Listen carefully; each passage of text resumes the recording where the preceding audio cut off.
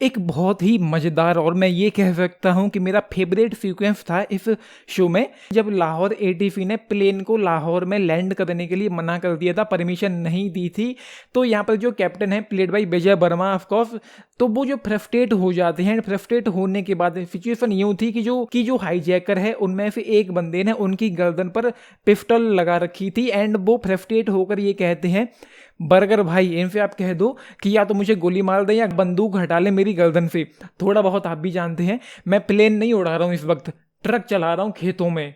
मज़ेदार सीक्वेंस था वो इस शो का, मुझे बहुत मजा आया, काफ़ी हंसी भी आई वो सीक्वेंस को देखते हुए।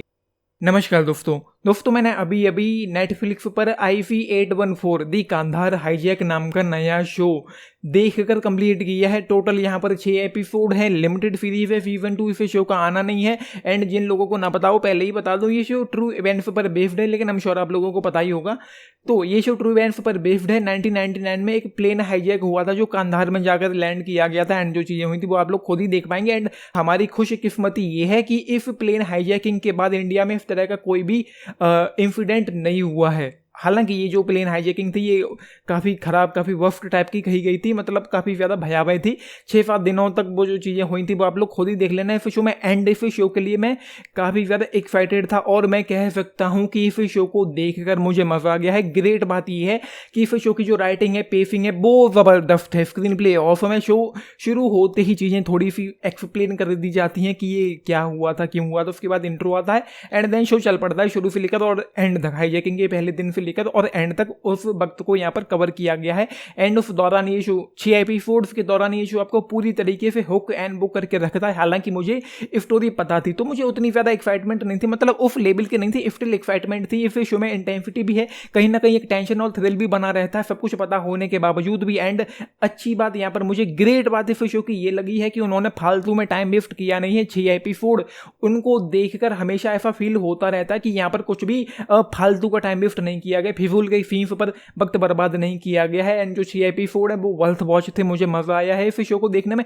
एंड मुझे जो पता था उनमें से 1-2 चीज़ें यहाँ पर कवर नहीं करी गई हैं। अगर उन चीज़ों को कवर किया जाता तो चीज़ें शायद थोड़ी और बेहतर हो सकती थी। यहाँ पर एक काफ़ी बड़ा मैं यूँ कहूँ कि एक बहुत बड़ा कम्युनिकेशन फेलियर हुआ था। जो पंजाब पुलिस के जो DGP थे उनको ये चीज़ कैसे पता चली इस शो में हमको जानने को नहीं मिलता, लेकिन इस शो को देखते हुए मुझे ऐसा फील हो रहा था कि डायरेक्टर अनुभव सिन्हा ने जरूर उस सीक्वेंस को शूट किया होगा। चीज़ें यूँ थी कि जो DGP थे पंजाब पुलिस के, उनको टीवी न्यूज़ के द्वारा पता चला था, उनको किसी ने बताया भी नहीं था कि इस तरीके से प्लेन हाईजैक हुआ, टीवी के जरिए उनको पता चला। हालांकि इस शो में ये नहीं दिखाया जाता कि उनको जो पंजाब पुलिस के DGP हैं उनको ये चीज़ें कैसे पता चली। ये चीज़ें यहाँ पर इस शो में कवर नहीं करी गई, जो एक बहुत बड़ा कम्युनिकेशन फेलियर था। उनको मालूम होना चाहिए था इतने अहम व्यक्ति को। और उसके बाद यहाँ पर 1-2 चीज़ें और भी थी जिन पर यहाँ पर थोड़ी सी रोशनी डाली गई है, जैसे कि उस प्लेन में कोई बंदा खास था।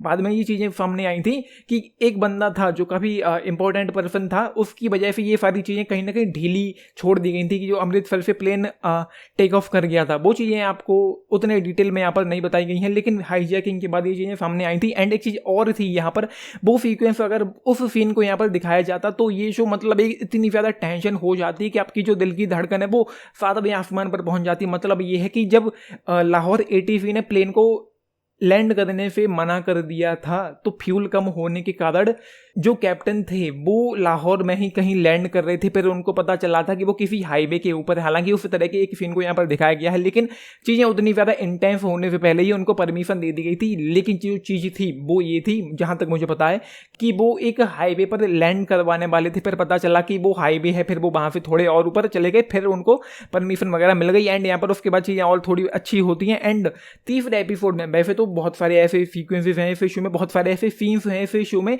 जहाँ पर चीज़ों को काफ़ी अच्छे से एक्सप्लेन करके दिखाया गया है। एंड एक ग्रेट बात और है, एक बायोग्राफिकल शो बनाया है, तो मुझे लगता है कि ये एक एग्जाम्पल सेट कर जाता है ये शो कि एक शो को इस तरीके से बनाना चाहिए अगर वो बायोग्राफिकल है। जिस तरीके से इस शो को बनाया गया है, यहाँ पर बहुत सारे रियल फुटेजेस देखने को मिलते हैं। जैसे कि अंत में उन 3 आतंकवादियों के नाम रिवील किए जाते हैं। 2 नाम जो रियल इंसान थे उन्होंने बोले थे, तीसरा नाम शायद उस क्लिप में नहीं होगा, तो तीसरा नाम यहाँ पर नसीरुद्दीन शाह बोलते हैं।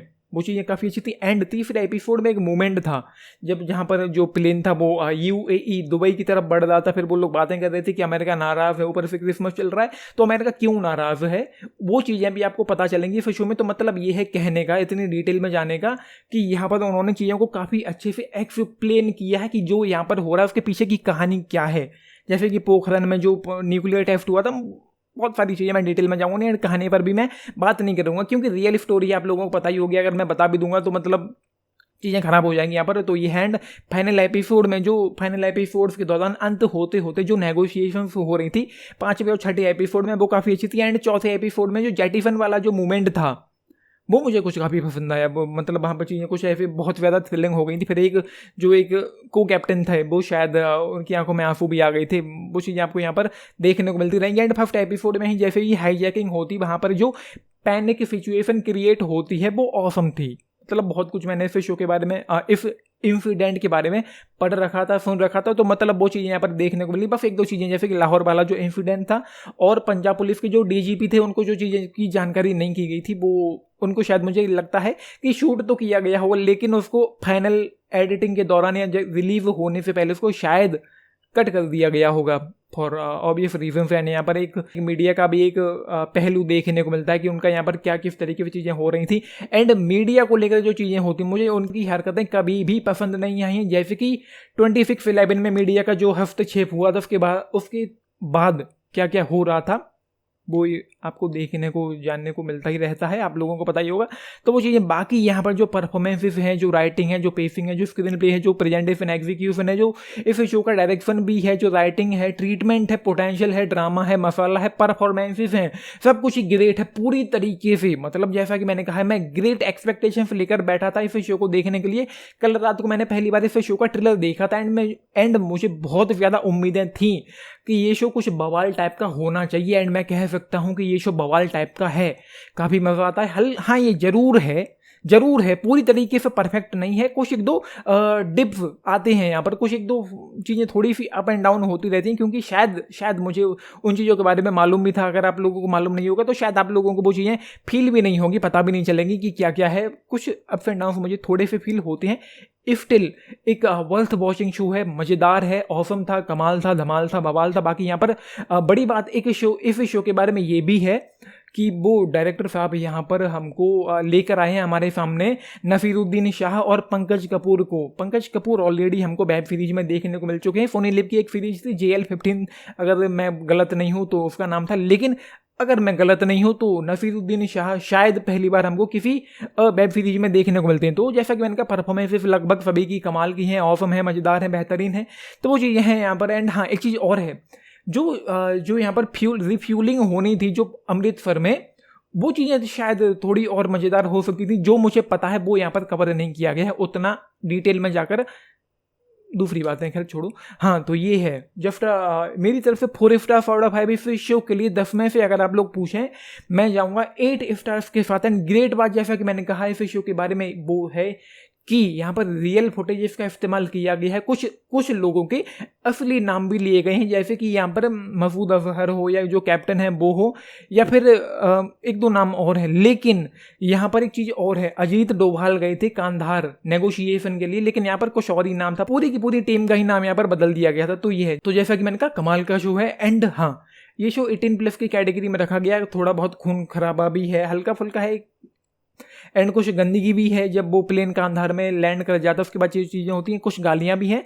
तो 18+। एंड मैं आप लोगों से कहूँगा कि 4th एपिसोड से कुछ भी खाना मत इस शो को देखते हुए। तो ये है, आप लोगों ने शो देखा है, देख रहे हैं, अपने टेक्स जरूर लिख के बताना। बाकी लाइक शेयर सब्सक्राइब भी करना चैनल को, वीडियो को। And this is Nitesh, thank you.